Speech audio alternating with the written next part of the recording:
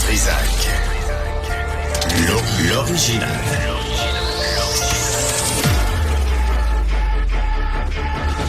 Du Trizac. Votre plaisir coupable. Il est en personne à part ça. Venez vous asseoir. Venez vous asseoir. Monsieur Lapointe, bonjour. Je vais juste présenter, dire bonjour aux gens qui nous écoutent. Pas avoir l'air d'un malpoli, d'un malpropre, puis d'un on voudrait pas ça. Malfrat, d'un mal tout. Mal rasé, peut-être. Alors, mal pas rasé pantoute. Non, je trouve qu'il y a la barbe lisse quand même. La barbe lisse. La barbe lisse. Oui. Non, elle est bien peignée. Oui. Est-ce que ça se peigne? Est-ce que tu peignes? Oui, ça se peigne. Ben, je trouve qu'elle est bien placée. Oui, ça se peigne. Faut que tu peignes la barbe. Mais la vôtre aussi, je la trouve bien placée. Faut la laver à tous les jours. Absolument. Y a-t-il un shampoing spécial ou c'est le même shampoing pour les cheveux? Non, le même shampoing, les pieds. Tout? Oui, c'est un shampoing all you can front? Ça fait de la bulle, c'est correct. C'est vrai? 5 ans. 5 en 1. Vous n'avez pas la peau sèche avec ça? Ben oui, mais c'est pas grave. Vous n'êtes pas le genre de gars à vous crémer, j'imagine? Oui, moi, chaque matin. Crème solaire? Ça reste lisse, ça, là? Oui. Crème hydratante, crème solaire? Il y a autre chose? Oui, surtout ça. Parfait. Crème fouettée. Ça peut être aussi crème fouettée. Mais ça, c'est pour les masochistes. Touche de fantaisie. On va parler au docteur Donald Vin, un microbiologiste, 2 en 2 jours. Hier, c'était Marc Hamilton. Je sais pas si vous avez pogné ça hier, là. On a parlé des vers dans la... Oh, oui, j'ai entendu ça. À cause de lui, j'ai mangé des œufs hier. J'ai pas mangé de poisson pour souper, finalement. C'est fou, hein? Ça fait réfléchir. C'est fou. Mais savez-vous quoi? Ma fille de 16 ans, quand on a parlé de ça hier au souper, elle dit, puis notre génération, on fait quoi, là? Ben oui. On a tellement salopé la planète. Là, il y a du plastique dans la bouffe. Puis là, elle dit, puis là, elle m'a fait la leçon avec raison. Bravo. Elle dit, nous autres, on va manger quoi? Des antibiotiques dans la viande, des vers dans le poisson, du truc toxique dans le tofu. Des pesticides sur les pois chiches. Oui. De toute façon, ça fait péter, c'est pas une bonne affaire. C'est correct des fois. Mais le hantavirus, là, nous, on est des snoros, Cybèle et moi, parce qu'on est 2. Je savais pas, merci de m'informer. Non, mais on a sorti les premiers articles à propos de la COVID-19. Puis tout le monde disait, il n'y a pas de stress. Il n'y a point S. Faut pas d'épidémie de peur, pas de... Ah bon? Regarde ce que ça a donné. Fait que moi, je sonne le grelot. Pas l'alarme, juste le grelot. Je m'active le grelot ce matin. Oh. Ça va être à midi. OK.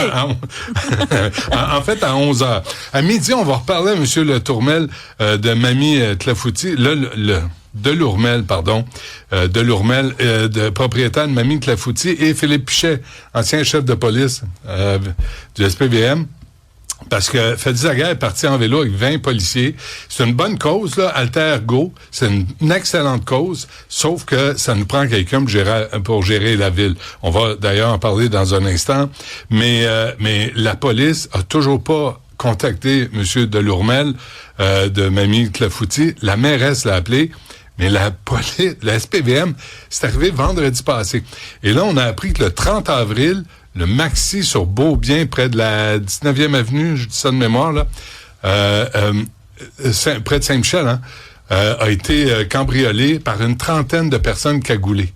Là, on a appelé le Maxi, puis il voulait pas parler. Il voulait pas dénoncer, il voulait rien dire. Ils ont peur. On a appelé la police dit oui, il y a eu une plainte de cambriolage, de vol à l'étalage. Hey! À un moment donné, c'est parce que M. Delourmel, il a identifié les gens qui ont volé son commerce. La police est assise sur ses mains. Patrice Brisebois sera avec nous à 10h. Ancien défenseur du Canadien. Il se promène avec sa grosse bague. Parce qu'il a gagné la Coupe Stanley en 93. Puis il a les épaules un peu décalées à cause de sa grosse bague du Canadien. C'est lourd à porter, cette affaire-là. Ben oui, le pauvre. Fait qu'on va lui parler parce que il a été hué, Patrice.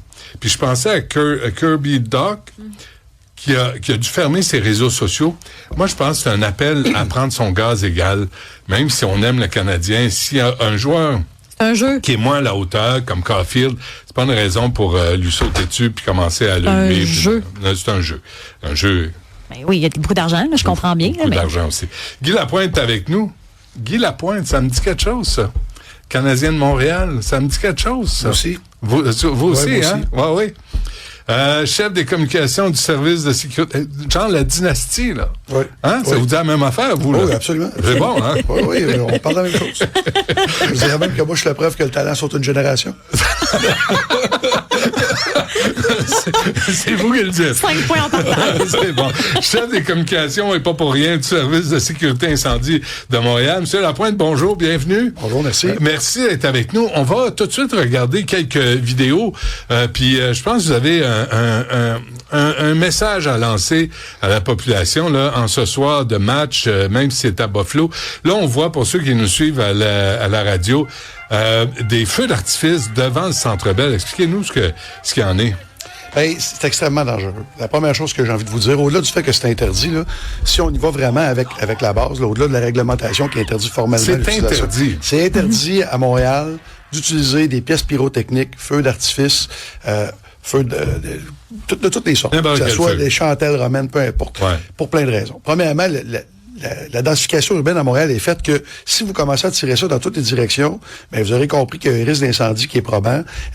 Ou de blessure. Ben ça, c'est l'autre côté. Ouais. Là, après ça, on a plusieurs personnes, on a une foule, on se met à tirer ça, on sait pas où ça va tomber, dans quelle direction ça va aller. Ouais. Les gens qui manipulent ça souvent sont en état d'ébriété. Fait que là, c'est un cocktail parfait pour un désastre. Fait que nous, quand on a vu ça, ça nous a grandement préoccupés.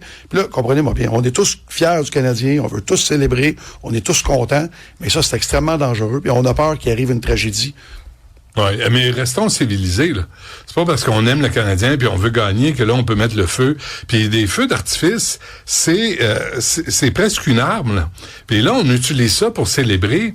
Va falloir que le message soit clair. Comment se fait que la police n'est pas intervenue en voyant ça? Ben là, il y a plusieurs choses. Là, il y a des rassemblements, il y a des manifestations. Moi, je vais pas parler pour le service de police. Je vais vous parler de notre côté à nous, le service incendie. C'est sûr que nous, ce qu'on souhaite, c'est sensibiliser la population. Oui, je vous l'ai dit d'emblée, il y a une réglementation municipale qui l'interdit formellement. On parle d'une amende de 500 $ plus les frais. Et là, actuellement, le règlement est en refonte. On veut s'en aller vers une interdiction non seulement de l'utiliser sur l'île de Montréal, mais de le posséder. Donc, par le fait même d'en vendre. C'est sûr que c'est un paradoxe. Je comprends les gens qui disent, ouais, mais c'est facile à trouver, c'est facile à acheter dans des dépanneurs sur la Rive-Sud, sur la Rive-Nord, même à Montréal, parce que la possession, la vente est pas interdite. Et c'est pour ça que le règlement va être changé, justement, pour aller dans cette direction. Est-ce qu'on va interdire la vente? Absolument. des feux La possession, d'artifice? donc, par le fait même, la vente. Ouais. Parce que ça sert, parce que là, on voit les feux d'artifice, M. Lapointe, à la ronde, puis on dit, c'est beau, c'est spectaculaire, mais ça peut provoquer des incendies. Hein. Oui, exactement. On va autoriser, parce que c'est possible d'en utiliser avec une autorisation préalable du service incendie. En clair, on la donne pratiquement Mais jamais. pas dans le centre-ville. Ben là. non. Et quand on la donne, c'est à des professionnels dans un contexte bien précis avec un paquet de règles à respecter. L'exemple que vous avez donné, les feux d'artifice la ronde, c'est excellent. C'est des professionnels, c'est des artificiers formés. Il y a un paquet de mesures de sécurité qui sont en place. Ça, c'est pas au cœur d'une foule. Vous aurez compris qu'il y a un périmètre autour de ça. Ben ouais. C'est un endroit où il n'y a pas de bâtiment. Alors, c'est un endroit parfait pour ça. Puis on ferme le pont aussi, là. Quand ça arrive. Exactement. Ouais, En plein ça. on ferme le pont. Oui. Puis là, on en voit encore aussi, là, tu sais, puis il y a les feux d'artifice, mais comment on appelle ça, là? Ça, c'est des fusées routières, ce qu'on appelle Ouais, communément des des fusées flares, routières. si vous me permettez l'expression. Ouais. Et ça aussi, c'est interdit. Là, évidemment, il faut faire preuve de jugement. Demain matin, vous tombez en panne sur des caries, vous utilisez une fusée routière derrière votre voiture pour vous protéger, il n'y a pas de problème. C'est toléré parce que c'est un usage qui est logique, qui est normal. Ouais. Si vous promenez dans la rue, puis vous l'exhibez, puis vous le promenez, c'est extrêmement dangereux. Mais c'est-tu nouveau comme phénomène, ça? Moi, Parce je n'avais que- pas vu ça avant encore en quantité comme ça. Ouais. Je vous avoue que ça, c'est nouveau. Parce qu'on l'a vu en France. En France, il y a un réel problème là, d'utilisation des feux d'artifice, même que les anticapitalistes utilisent ça pour viser les policiers. Ben oui, ça peut être utilisé comme une arme. Et c'est pour ça, d'ailleurs, aussi qu'il y a maintenant une loi provinciale qui encadre ça dans le cadre de manifestations, où là, c'est strictement interdit d'en posséder. Là, les policiers peuvent intervenir aussi, non seulement en fonction du règlement municipal, mais de cette loi-là qui fait que les gens peuvent pas en avoir en leur possession trop. Ouais. Parce que vous aurez compris que au cœur d'une manifestation, un individu masqué ou peu importe qui est mal intentionné, Ben oui. qui a ça, qui décide qu'il tire en direction des policiers, et il y a certains de ces feux-là qui sont à 1000 degrés Celsius. Vous avez pensé que ça brûle à travers à peu près n'importe quoi. Là. Ben oui. C'est extrêmement dangereux. Est-ce qu'il y a eu des incendies causés par ça où vous avez Il y en a un qui me vient en intervenu? tête, un exemple que je peux vous donner. Il y a quelques années à Terrebonne, où des individus Ouais, ouais. qui étaient pas mal intentionnés, dans leur cour arrière, manipulaient ouais. ça, et ils ont mis le feu non seulement à leur maison, mais à la maison du voisin. Ah oui, c'était spectaculaire. Là, mais j'ai vu des images dans Villeray, c'est il y a 1 an ou 2, M. Lapointe, puis c'était ça, là, une célébration dans les rues, ou une manifestation quelconque, ou de la provocation, puis on partait des feux d'artifice, mais dans Villeray, la densité est assez on le voit dans élevée. on le voit dans des contextes anodins. Je vais vous parler de la Saint-Jean-Baptiste, qui est la fête nationale, Ouais. les gens aiment célébrer, c'est quelque chose de gros, puis on veut tous être en mesure de le faire. Mais combien de personnes vont avoir des feux d'artifice dans leur cour arrière, au parc au coin de la rue? C'est pas une bonne idée. Non, c'est pas une bonne idée, parce qu'un accident, c'est vite arrivé. Puis là, on a parlé des risques de blessures. Si on parlait de la responsabilité civile, si on blesse quelqu'un, on atteint quelqu'un au visage, perd un œil, on met le feu. Responsabilité criminelle, négligence criminelle. Il y a un paquet de conséquences qui peuvent découler de ça, au-delà d'une contravention, qui peuvent être graves, qui peuvent vraiment avoir des conséquences. OK. Les images qu'on a vues, M. Lapointe, là, entre autres, là, c'était devant le Centre Bell. Est-ce qu'il y a un mot d'ordre à la sécurité du Centre Bell, au SPVM, là, d'avoir les jeunes à l'œil, ou les jeunes, ou les gens à l'œil, là, qui utilisent des feux d'artifice pour célébrer? Bien, absolument. On a eu des discussions avec nos collègues du SPVM. C'est sûr qu'ils ont un travail à faire qui va beaucoup plus loin que de contrôler les feux d'artifice, contrôler la foule, tout ça. Mais il y en avait pas mal, là. Oui, mais ça, c'est des rassemblements qu'on va essayer d'encadrer du côté des policiers. Moi, je veux pas parler pour eux, je les laisse faire leur travail, mais je sais par expérience, pour avoir été policier pendant 28 ans, que c'est pas simple, là. Des fois, on peut regarder ça puis dire, on devrait faire ça, ça, ça. Moi, je vous confirme, quand on est là puis on essaie de gérer tout ça, il y a beaucoup de variables qu'il faut tenir en compte. Mais ce qui est sûr, c'est que les feux d'artifice, ça les préoccupe aussi. Je parlais à mon collègue David Chêne hier du SPVM, et sûr qu'eux aussi, ils vont avoir ça à l'œil, c'est sûr. Ouais. Mais c'est comme banalisé. C'est comme les feux d'artifice sont perçus comme juste quelque chose pour célébrer puis que c'est pas dangereux. Ben, je reviens à ça. Je pense qu'une partie du problème, c'est le fait qu'il soit aussi facile d'en obtenir. Je pense que ça fait partie du problème. Puis je vous l'ai dit, on n'est pas parfait. On veut que le règlement soit modifié pour interdire la vente, la possession. Je peux comprendre, sans trouver que c'est une bonne idée, que les gens peuvent se dire, ben, si je peux en acheter, pourquoi je peux pas les utiliser? Bon, là, la réglementation peut différer dans d'autres municipalités. Je vous dirais que dans la très grande majorité des municipalités au Québec, c'est encadré de différentes façons. Ici, à Montréal, c'est pas compliqué, c'est interdit d'utiliser. Ça prend une autorisation, je vous le dis en clair, que les gens ne le demandent pas, on n'en donne pas. Puis à quel moment on va interdire la vente? C'est en cours. Le refond du règlement est prévu pour 2026. Il y a différentes étapes. Ça doit passer dans les mains des avocats de la Ville, tout ça.